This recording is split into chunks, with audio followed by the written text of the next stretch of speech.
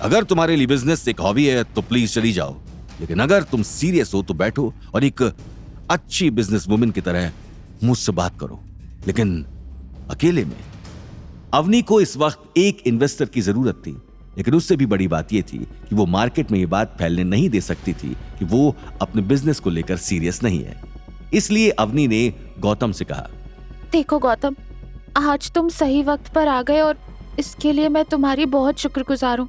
लेकिन देखो, ये डील भी हमारे लिए इम्पोर्टेंट है।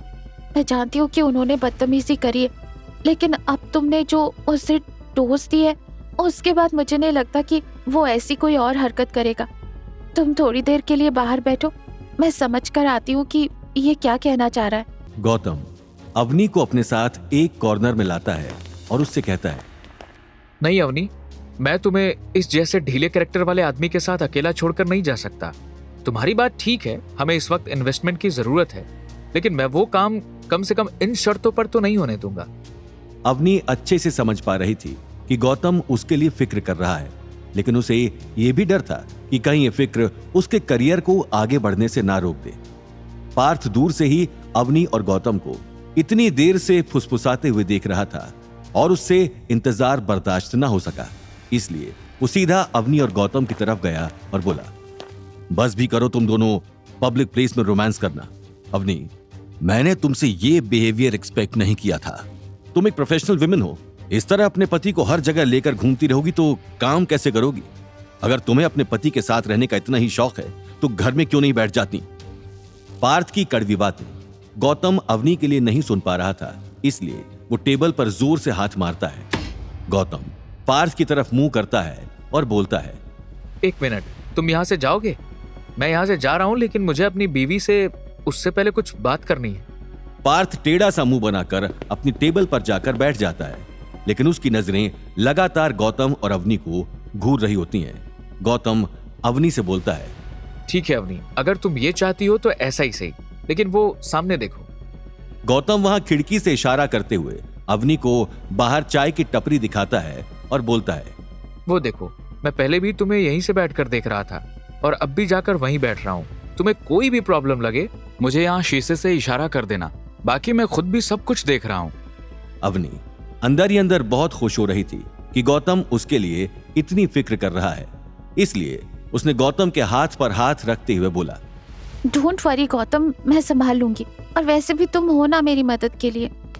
ऐसा बोलकर अवनी और गौतम वहां से चले गए। अवनी अपनी टेबल पर जाकर रुक गई, वहीं गौतम पार्थ को घूरते हुए रेस्टोरेंट से बाहर निकल गया। अब अंदर अवनी ने बोला, यस मिस्टर पार्थ, तो बताइए आप क्या कहना चाह रहे थे और क्या जानना चाहते हैं आप मेरे बिजनेस के बारे में? पार्थ को तो बस गौतम के जाने का इंतजार था। नियत तो उसकी अवनी के लिए अब भी खराब ही थी और वो बस एक मौका ढूंढ रहा था, इसलिए उसने बात को उलझाने के लिए अवनी से कहा, मुझे एक बार शुरू से अपना प्लान बताइए, मैं एक बार ठंडे दिमाग से इस पर विचार करना चाहता हूं। पार्थ की इस बात से अवनी का मूड उखड़ जाता है, लेकिन इस वक्त उसे एक इन्वेस्टर की सख्त जरूरत थी, इसलिए जो जो पार्थ बोलता गया अवनी बिल्कुल वैसा ही करती गई। अवनी अपना लैपटॉप खोलकर उसे चला ही रही थी और पार्थ को सारी बातें बता रही थी कि तभी पार्थ ने अपने आसपास देखा तो पाया कि वहां पर कोई भी उन पर नजर नहीं रख रहा। यहां तक कि उसे अभी भी नहीं पता था कि गौतम बाहर ही बैठा हुआ है और उन लोगों को देख रहा है। इसलिए उसने मौके का फायदा उठाते हुए अवनी का हाथ जो टेबल पर था उसे कस के पकड़ लिया।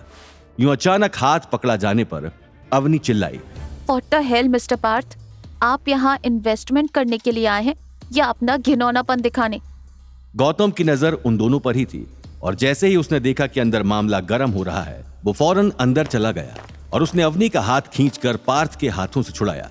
अब दूसरी बार गौतम का यहां आना पार्थ को परेशान कर गया और उसने चिल्लाते हुए बोला, ये कहां से तुम मिस्टर इंडिया की तरह बार बार प्रकट हो जाते हो? हाँ, तुम अपनी बीवी को काम करने दोगे या नहीं?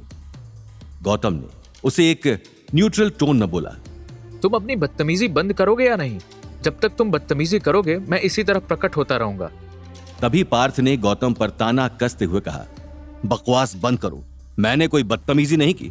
वो मुझे प्रेजेंटेशन समझा रही थी, मुझे लैपटॉप देखने में तकलीफ हो रही थी, बस लैपटॉप का मुंह अपनी तरफ मोड़ रहा था। और ये क्या तुम बार बार आकर मुझे धमकाते रहते हो? तुम्हारी इतनी औकात भी है कि तुम अपनी बीवी को किसी अच्छी जगह नौकरी दिलवा सको? उसके लिए इन्वेस्टर ढूंढ सको। जैसे तुम इसके आगे पीछे घूम रहे हो ना, मुझे लगता तुम्हारी अपनी कोई इज्जत है ही नहीं। तो एक काम क्यों नहीं करते? अवनी को तो चलो मैं कॉन्ट्रैक्ट दे ही दूंगा, लेकिन क्यों ना तुम्हें भी तुम्हारी औकात के मुताबिक अपनी कंपनी में सिक्योरिटी गार्ड या पियून की नौकरी दे दूं। मुझे लगता है कि यही काम तुम पर बेस्ट सूट करेगा, क्योंकि बाकी कोई काम तो तुमसे होने वाला है नहीं। आगे की कहानी जानने के लिए देखिए अगला एपिसोड सिर्फ पॉकेट एफएम के यूट्यूब चैनल पर, और रॉयल वारिस के सारे एपिसोड्स को सुनने के लिए डिस्क्रिप्शन में दी लिंक से डाउनलोड करें पॉकेट एफएम ऐप।